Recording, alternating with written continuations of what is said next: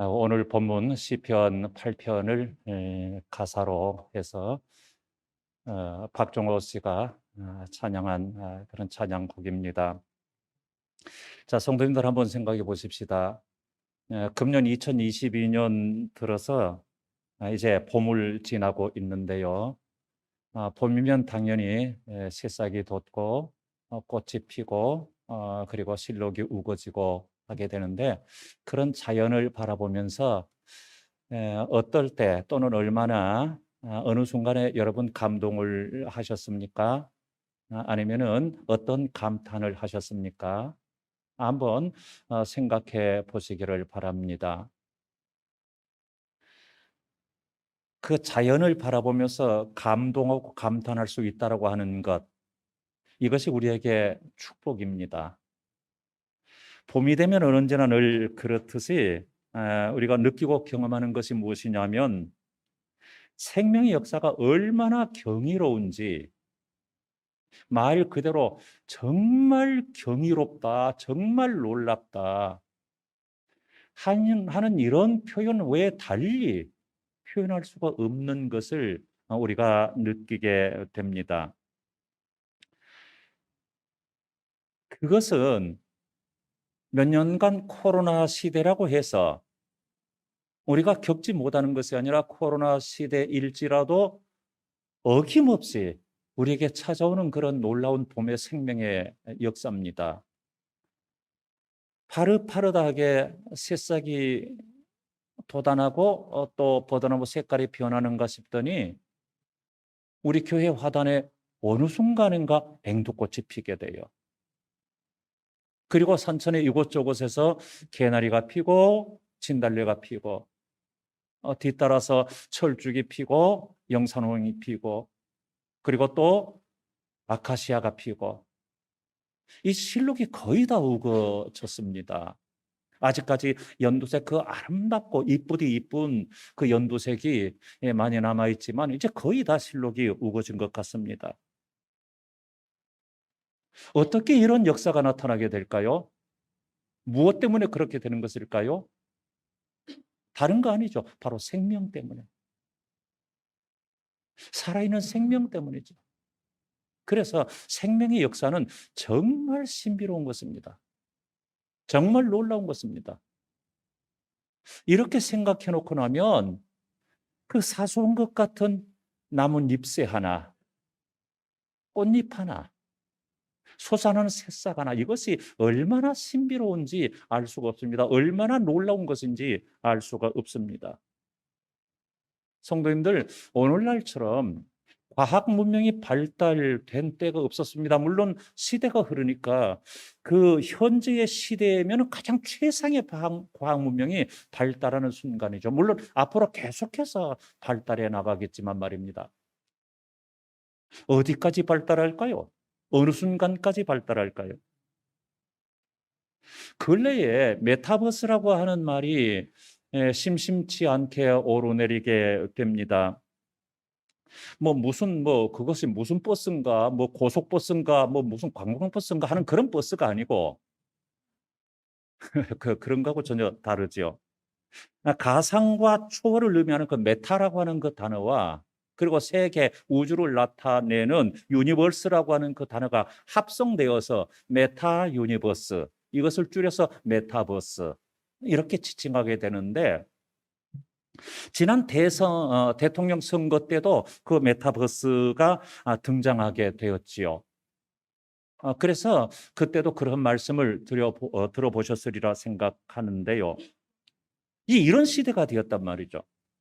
이 메타버스는 가상현실을 넘어서 경제적, 사회적 그 활동까지 이루어지는 온라인 공간입니다.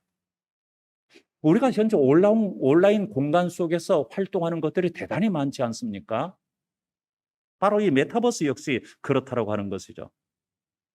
그런가 하면, 요즘에 이제 근래에 지어지는 그 아파트나 아니면 건축물 같은 경우도 인공지능 시스템으로 거의가 지어지는 경우가 많습니다. 소위 유비쿼터스라고 하는 그것을 이용해서 건축을 그렇게 짓는 거예요.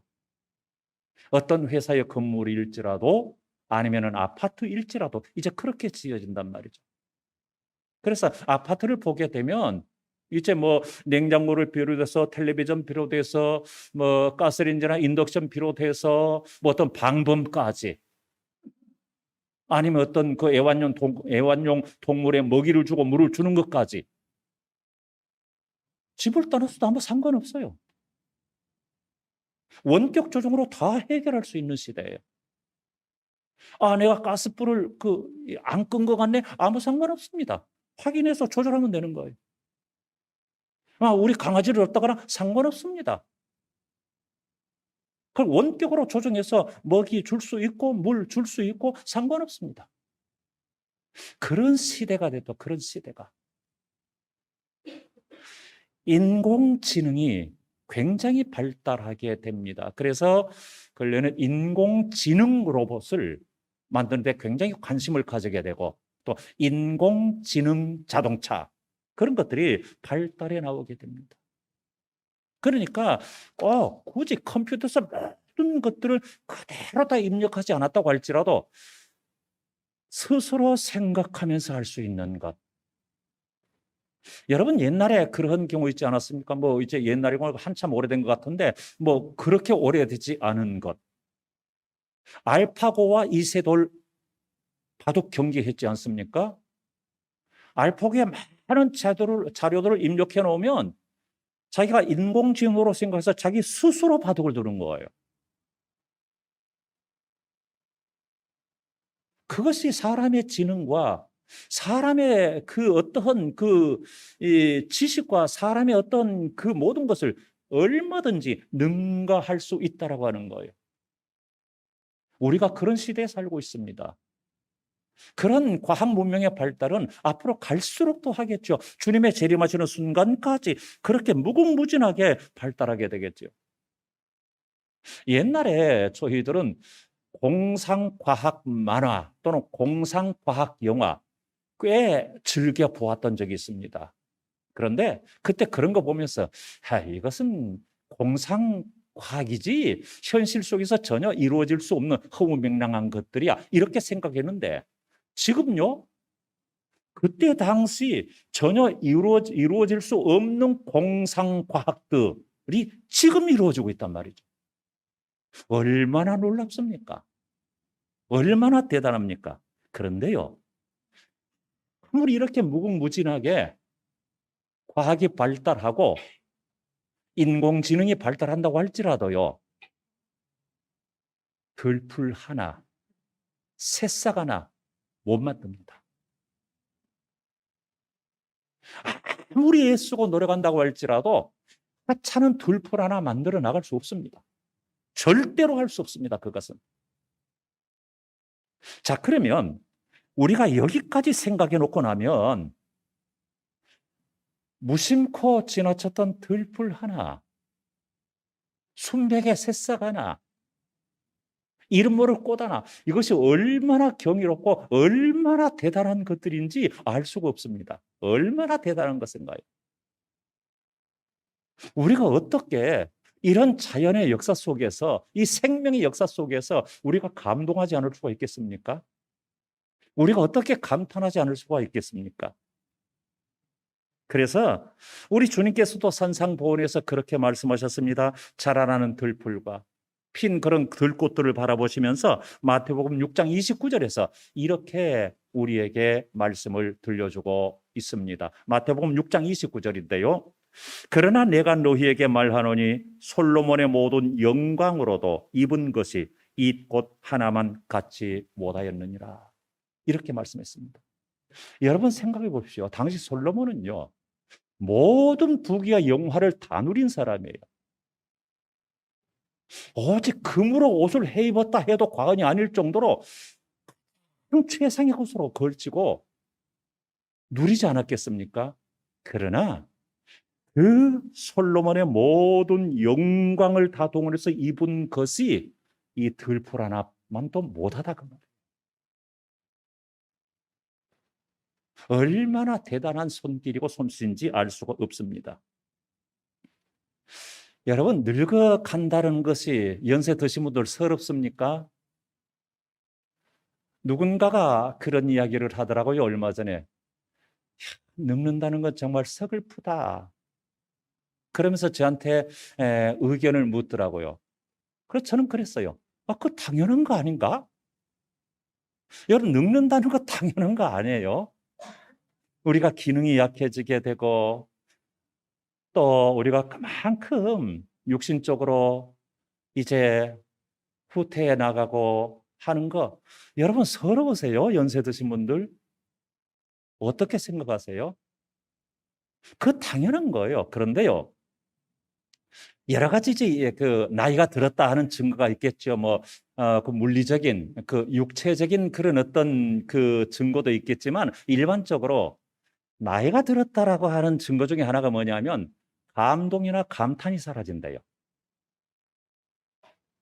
가만히 듣고 보니까 그런 것 같아요. 우리가 전에 그런 얘기들을 간혹 했어요. 10대 소녀들은 굴러가는 새똥만 봐도 웃는다. 여러분 그런 말 들어보셨잖아요. 무엇을 말해주는가요? 그만큼 어떤 행동, 어떤 모양, 어떤 변화와 새로움에 대해서 민감하게 반응한다고 하는 거죠. 그런데 나이가 들면 둔감해진대요. 그래서 반응이 더디돼요. 그래서 감동할 때 감동 잘 안 하고 감탄할 때 감탄 잘 안 한대요.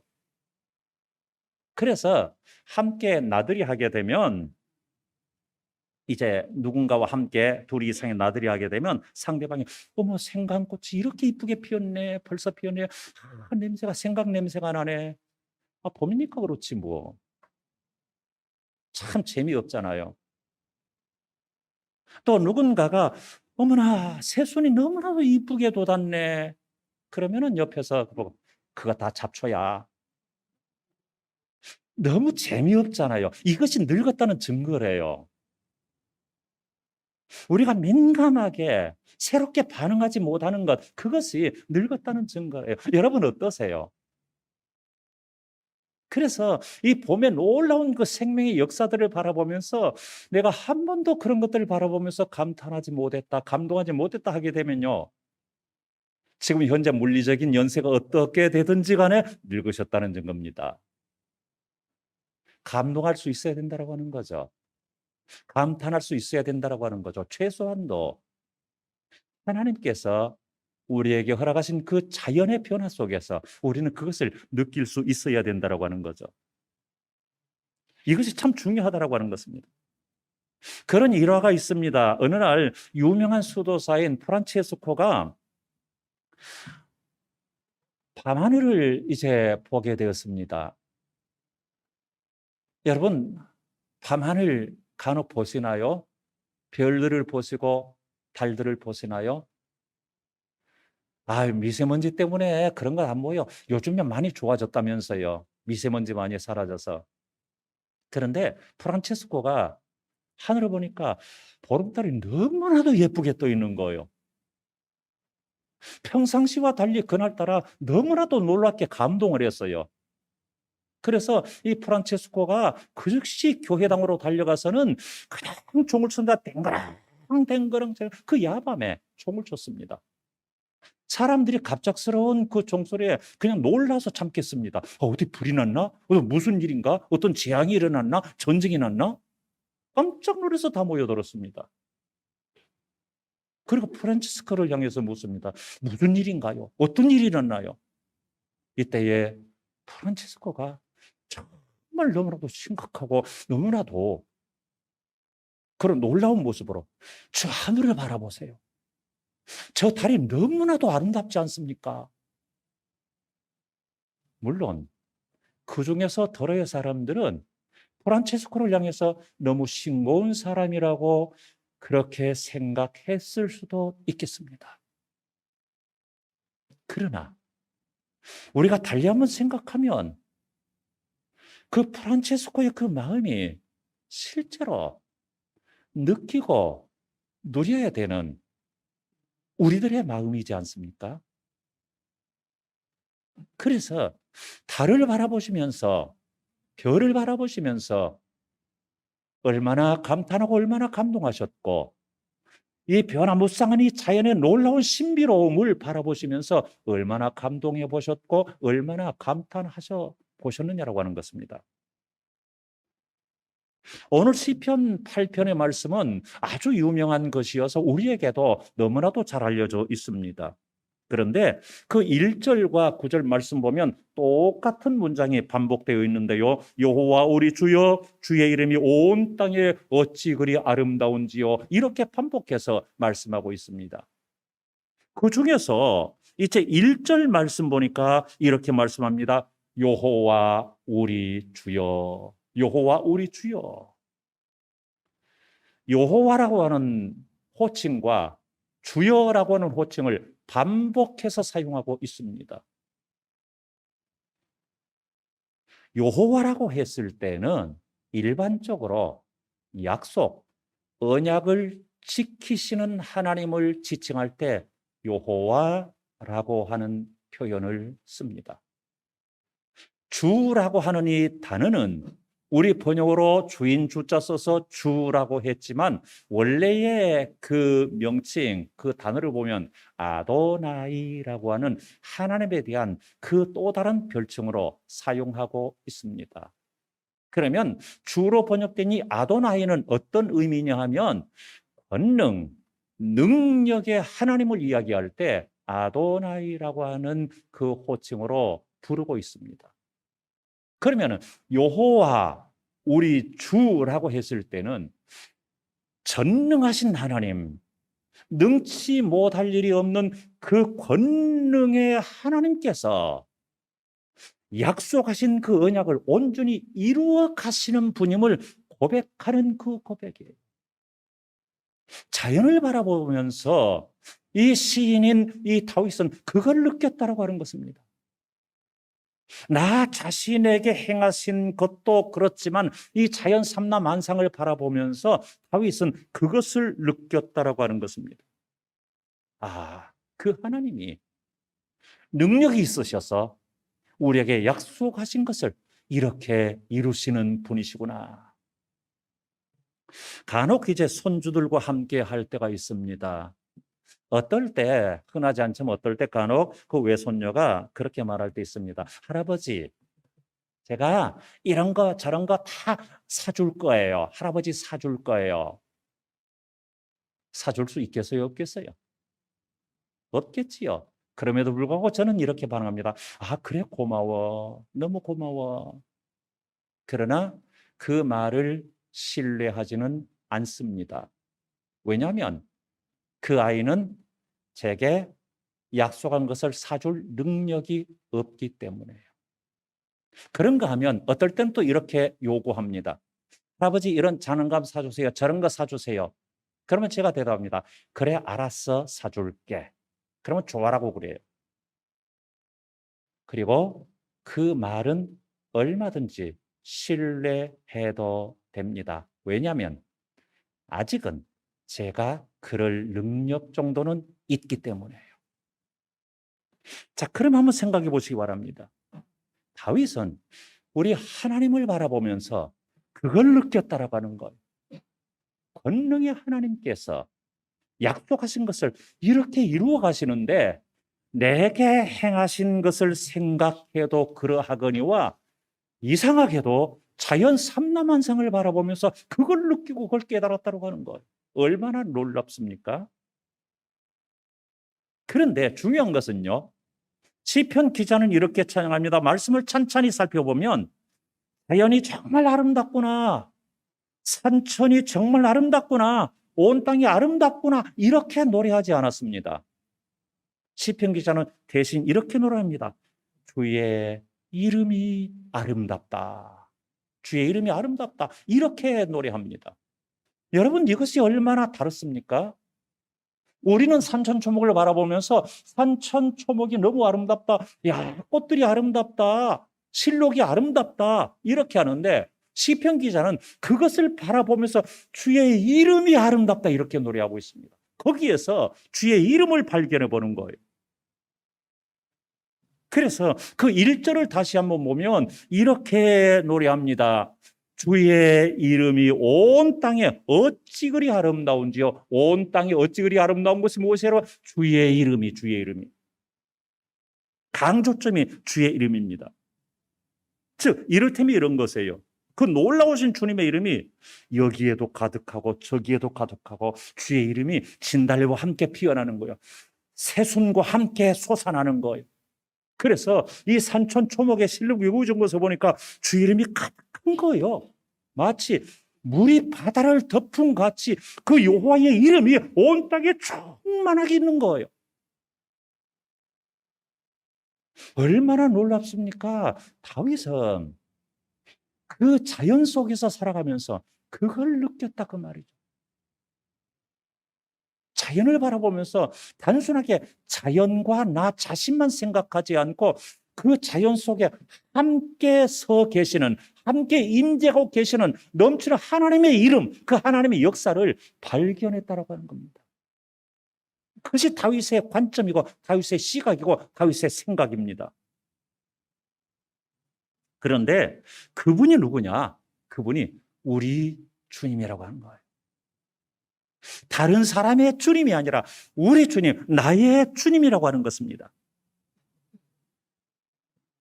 손주에게 장난감을 사줄 수 있는 할머니와 할아버지, 자녀들에게 좋은 곳으로 채워줄 수 있는 아빠와 엄마, 그렇듯이 성도들에게 이렇게 행해질 수 있는, 행할 수 있는, 역사할 수 있는, 도울 수 있는 우리 주님, 우리 하나님, 이렇게 고백하는 거예요. 그런 우리 주님의 그 관심은 이제 4절로 이어지는데 4절에서 어떻게 발전하고 있습니까? 4절에서 이렇게 고백합니다. 사람이 무엇이기에 주께서 그를 생각하시며 인자가 무엇이기에 주께서 그를 돌보시나이까? 사람이, 인자가 같은 의미예요. 사람이 무엇이기에, 사람의 아들이 무엇이기에 같은 의미입니다. 그런데 그 사람은 어떤 사람이냐? 5절에서 이렇게 비약해 나가고 있습니다. 그를 하나님보다 조금 못하게 하시고 영화와 존귀로 관을 씌우셨나이다.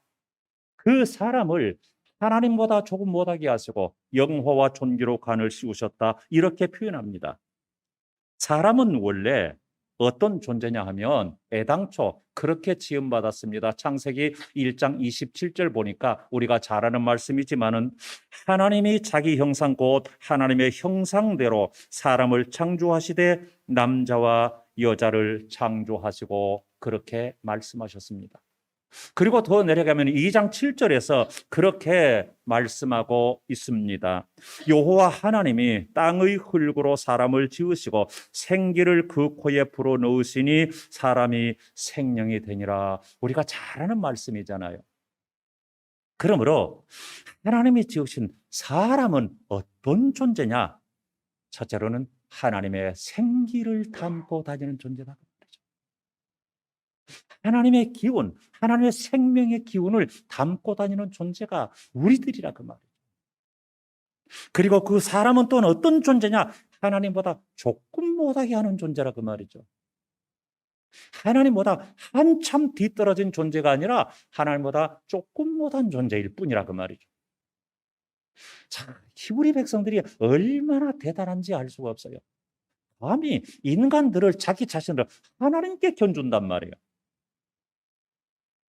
하나님의 수준에까지 올려놓는단 말이죠. 옳습니다. 그것이 애당초 창세기에서 나타나는 거죠. 하나님이 자기 형상을 따라서 우리를 지으셨다고 기록하고 있기 때문에요. 그래서 하나님 닮았다라고 하는 것이 아니라 하나님의 거의 준하는 것이 누구냐? 우리들이라 그 말이죠. 이렇게 고백하고 있습니다. 자, 그런데 중요한 것이 있습니다. 4절 말씀을 다시 한번 보면 그 4절 말씀에서 이렇게 말합니다. 사람이 무엇이기에 주께서 그를 생각하시며 인자가 무엇이기에 주께서 그를 돌보시나이까? 사람이, 인자가 같은 의미라고 말씀드렸습니다. 그럼 두 가지 말씀하는 거죠. 주께서 그를 생각하신다. 주께서 그를 돌보신다. 생각한다라고는 단어는 단순하게 생각하는 것이 아니라 관심을 가지고 마음을 다해서 집중적으로 마음을 기울여서 신경 써주는 거예요. 그것이 바로 생각한다라고 하는 단어 속에 포함되어 있습니다. 영어 성경에서 보면 우리가 일반적으로 생각한다고 조금 다른 단어를 쓰고 있어요. 마음을 가득히 담는다 하는 그 표현을 쓰고 있습니다. 그것이 생각한다라고 하는 말이에요. 그러니까 하나님은 사람이 무엇이기에 주께서 그를 생각하시며 우리들을 마음을 다 집중해서 신경을 써주신다라고 하는 거예요. 하나님은. 우리에게 그렇게 하신단 말이죠. 그 다음에 둘째로 주께서 돌보신다. 이 돌보신다라고 하는 것도 단순한 돌봄이 아니라 직접 찾아오셔서 케어해 주신다라고 하는 말씀이에요. 우리가 암송하는 잘 아는 그 요한계시록 3장 20절 말씀 보면 그렇게 말씀하고 있죠. 볼지어다 내가 문 밖에 서서 두드리노니 누구든지 내 음성을 듣고 문을 열면 내가 그에게로 들어가 그와 더불어 먹고 그는 나와 더불어 먹으리라. 이렇게 말씀하고 있습니다. 여기서 주님은 방문하시잖아요. 찾아와 주시잖아요. 찾아와 주셔서 함께 하자, 같이 살자 그 말씀이죠. 오늘 말씀 4절에서 돌본다라고 하는 말과 같은 의미예요. 돌본다라고 하는 것은 요한계시록 3장 20절에서 주님이 찾아와서 문을 두드리고 함께 살자 했던 것처럼 주님이 찾아오셔서 모든 관심을 기울이시고 돌보아 주시는 거예요. 우리의 삶 속에 우리를 돌보시고 우리를 바른 길로 인도하시고 그렇게 해주시는 거예요. 그것이 생각한다, 돌본다 하는 말씀 속에 포함되어 있는 의미입니다. 자, 그렇기 때문에 우리는요, 언제나 하나님이 신경 써주시는 사람들이에요. 여러분 잊지 마세요. 이렇게 생각하셔야 돼요. 아무리 그래도 나는 하나님이 신경 써주는 사람이야. 하나님이 신경 써주는 사람. 뿐만 아니라 아무리 그래도 나는 하나님이 나를 찾아오셔서 보살펴 주는 사람이야. 여러분, 누군가에게 아쉬운 소리를 하기 위해서는 어떻게 해요? 내가 그에게로 찾아가야 돼요. 그러나 하나님은 내가 하나님께로 찾아가는 것이 아니라 하나님이 나를 찾아오신단 말이죠. 그래서 내게 신경 써주신단 말이죠. 내게 신경 써주시고 나를 보살펴 주시는 그런 하나님, 그가 누구요? 우리 주여, 우리 주란 말이죠. 그리고 그 다음에 하나님 안에 있는 우리의 정체성을 이제 말씀하고 있는데요. 5절 말씀이에요.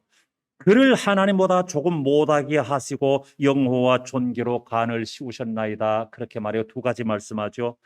하나님보다 조금 못하게 하셨다. 말씀드린 대로. 둘째로 영화와 존귀로 간을 씌우셨다. 하나님보다 조금 못하게 하셨다라고 하는 것은 우리의 정체성을 이야기해 주고 있고, 영화와 존귀로 간을 씌우셨다라고 하는 것은 우리의 자존감을 회복해 주고 있습니다. 그리고 그 다음에 보면 6절 이하 8절까지 해서 이렇게 기록하고 있습니다. 주의 손으로 만드신 것을 다스리게 하시고 만물을 그 발 아래 두셨으니 곧 모든 소와 양과 들짐승이며 공중의 새와 바다의 물고기와 바닷길에 다니는 것이니다. 이렇게 말했습니다. 즉 다시 말해서 성도의 사명감을 말씀해 주고 있습니다. 그러므로 시편 8편에서는 첫째로 성도의 정체성을 가르쳐주고 있고, 성도의 자존감을 밝혀주고 있고, 성도의 사명감을 가르쳐주고 있습니다. 사랑하는 성도님들, 처음에 말씀드린 대로 아무리 첨단 과학이 극에 달한다고 할지라도, 아무리 최상의 인공지능이라고 할지라도, 끝간데 없이 모든 것을 다 만들어낼 수 있다고 할지라도 가상현실이 현실처럼 우리에게 느낄 수 있도록 해준다고 할지라도, 아무리 메타버스나 그 외 여러 가지 첨단 어떤 기능들이나 뭐 유비쿼터스나 이것이 발달한다고 할지라도, 그래도 생명이 있는 들풀 하나 만들 수 없다는 사실입니다. 그렇다면 거기에 생명을 허락하시고, 뿐만 아니라 그 한가운데 하나님의 생기, 하나님의 형상을 따라 지음받은 사람을 그 가운데 두셔서 하나님의 영광 받으시고, 늘 생각하시면서 보살펴 주시고, 늘 우리를 치료해 주시고, 그 놀라운 능력으로 약속을 이루어 가시는 그 하나님을, 그 주님을 어찌 찬양하지 않을 수가 있겠습니까? 그분이 누구예요? 우리 주님이죠. 그 우리 주님을 어찌 찬양하지 않을 수가 있겠습니까? 그것을 생각한다면 피는 꽃도 하찮게 보이지 않고 이름 모를 들풀도 하찮게 보이지를 않습니다. 어느 순간에 발견했어요. 저는 어제 비로소 발견했는데, 우리 여러분들이, 장로님들 비로소 여러분들이 장미를 얼마나 이쁘게 손질을 하는지 몰라요. 그냥 내 말할 수 없다. 늘 손질하시고 하는데, 장미꽃이 얼마나 예쁘게, 아직 만개하지는 않았지만 얼마나 예쁘게 피었습니까? 그런 것을 바라보면서 우리가 감동을 느끼지 않습니까? 살아있는 것이란 말이죠. 온 땅에 가득 채워지는 여호와의 이름을 찬양하는 이 봄철 될 수 있기를 축원합니다. 기도하겠습니다. 거룩하신 하나님, 놀라운 생명의 변화를 바라보면서도 감동하지 못한다면, 자연의 들풀을 바라보면서도 우리가 신비함을 느끼지 못한다면, 피어나는 꽃들을 바라보면서 하나님의 이름과 그 손길을 우리가 깨닫지 못한다면, 우리는 물리적인 나이와 상관없이 늙은 것입니다. 하면은 거룩하신 하나님, 우리가 영적으로 민감해질 수 있게 하시고, 이런 것들을 통해서 한없이 입술을 벌려 주 하나님 지으신 모든 세계를 찬양하게 하여 주옵소서. 예수님 이름으로 기도합니다. 아멘.